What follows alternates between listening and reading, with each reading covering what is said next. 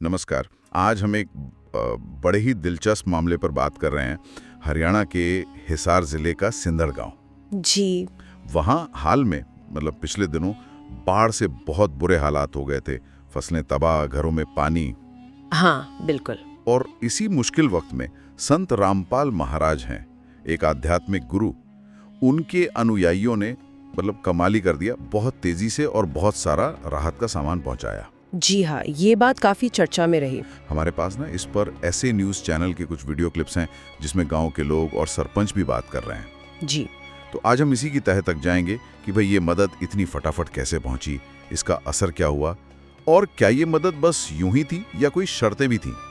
हाँ, ये वाकई एक गौर करने वाली बात है। हुआ ये कि करीब 29 तारीख के आसपास जोरदार बारिश हुई और सिंधड़ गांव में बाढ़ आ गई।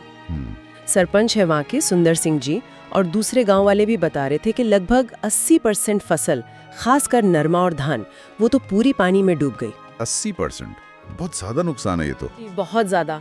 खेतों में पानी भर गया, कुछ घरों में भी घुस गया। लोग जाहिर है बेहद परेशान थे और सबसे बड़ी जरूरत उस वक्त थी कि खेतों से पानी कैसे निकले।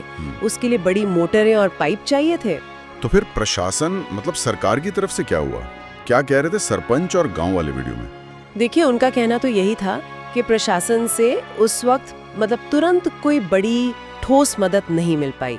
पंचायत ने अपने लेवल पर जो बन पड़ा वो किया, पर बाढ़ इतनी बड़ी थी कि वो काफी नहीं था। साधन नहीं थे उनके पास। हाँ, वो बड़ी मोटरें, हजारों फीट पाइप, ये सब कहाँ से लाते वो एकदम से। अच्छा, और यहीं पर फिर संत रामपाल महाराज के अनुयायियों की एंट्री होती है ना? हाँ जी। उन्हें कैसे पता चला सिंधड़ गांव के बारे में? हाँ जी, सरपंच को कहीं से खबर मिली कि आसपास के दूसरे गांवों में ये लोग संत रामपाल महाराज के अनुयायी राहत का काम कर रहे हैं।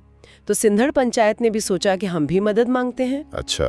उन्होंने बाकायदा एक चिट्ठी लिखी, एक प्रार्थना पत्र जैसा, और उसमें साफ साफ बताया कि उन्हें क्या चाहिए। क्या मांगा उन्होंने? लिस्ट काफी लंबी थी। उन्होंने कहा हमें 20,000 फीट 8 इंची पाइप चाहिए। 20,000 फीट? हाँ, और 4 मोटरें 15 हॉर्स पावर वाली और करीब 1500 फीट केबल भी। अरे बाप रे, ये तो बहुत बड़ा सेटअप है पानी निकालने का। और मिला ये सब कितनी देर में? यही तो सबसे चौंकाने वाली बात है इस पूरे मामले में। अनुयायियों का दावा है और गांव वाले भी इस बात को मान रहे हैं कि ये चिट्ठी मिलने के सिर्फ 24 घंटे के अंदर। सिर्फ 24 घंटे? हाँ जी, 24 घंटे के अंदर ट्रकों का काफिला गांव पहुंच गया। और उसमें सिर्फ पाइप, मोटर, केबल ही नहीं थे, बल्कि स्टार्टर, फिटिंग, पूरा सामान जो चाहिए होता है वो सब था। कमाल है। सरकारी काम में तुम सुनते हैं हफ्तों महीनों लग जाते हैं, और यहाँ 24 घंटे में इतना सारा सामान पहुँच गया। गाँव वालों पर क्या बीती होगी? अरे वो तो बिल्कुल अभिभूत थे। वीडियो में उनकी बातें सुनकर ऐसा लगता है जैसे कोई चमत्कार हो गया हो उनके लिए।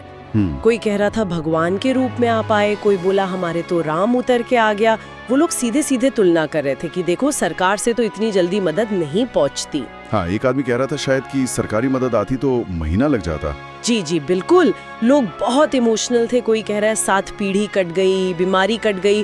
कुछ ने तो यहाँ तक कह दिया कि इनके मुखिया को प्रधानमंत्री बना देना चाहिए। अच्छा, और सामान की क्वालिटी वगैरह का कुछ जिक्र था? हाँ, ये भी बताया गया कि सामान अच्छी क्वालिटी का था।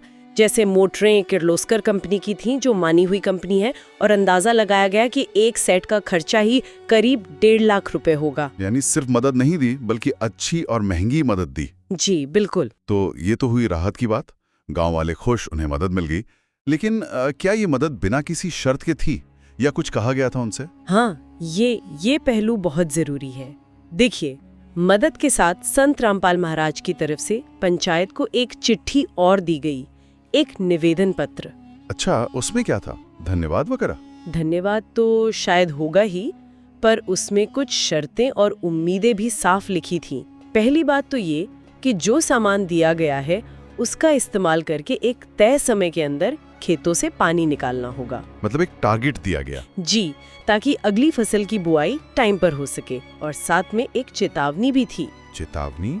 कैसी चेतावनी? उसमें लिखा था कि अगर गांव पानी निकालने में कामयाब नहीं होता तो भविष्य में उस गांव को ट्रस्ट से कोई मदद नहीं मिलेगी और इसकी जिम्मेदारी फिर गांव वालों की होगी। अरे, ये तो बड़ी अजीब शर्त है।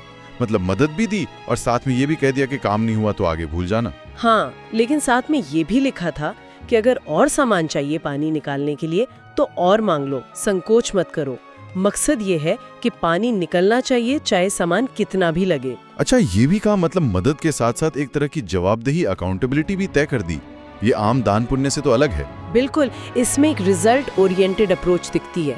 और पारदर्शिता के लिए ये भी तय हुआ कि ड्रोन से 3 बार वीडियो बनाए जाएंगे। ड्रोन से वीडियो क्यों? ताकि दान देने वालों को दिखा सकें।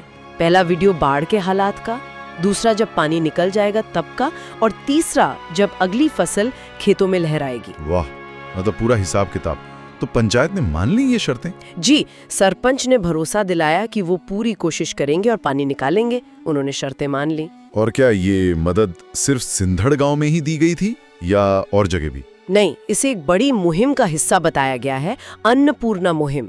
ऐसा लगता है ये संगठन बड़े लेवल पर खाने पीने और दूसरी राहत का काम करता है। अच्छा। खबरों के मुताबिक हरियाणा के और भी कई बाढ़ वाले गांवों में, जैसे खानपुर, खेदड़, गुराना, बिठमड़ा, वहां भी इसी तरह बड़े पैमाने पर पाइप और मोटरें दी गईं।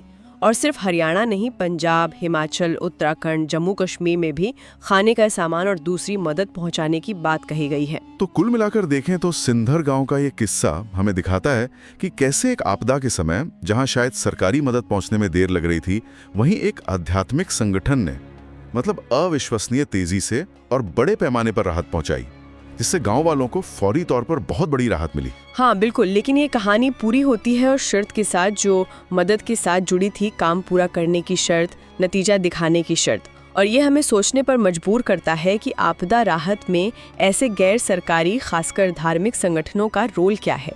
क्या ये जो तेज रिजल्ट पर फोकस करने वाला और शर्तों के साथ मदद देने वाला मॉडल है, ये पारंपरिक तरीकों के साथ एक असरदार तरीका हो सकता है? या फिर इस तरह की शर्तों वाली मदद के अपने अलग सामाजिक पहलू हैं, अपनी अलग जवाबदेही की बातें हैं, जिन पर और गहराई से सोचने की जरूरत है। ये सवाल हम अपने सुनने वालों के लिए छोड़ जाते हैं। जरूर सोचिएगा इस पर।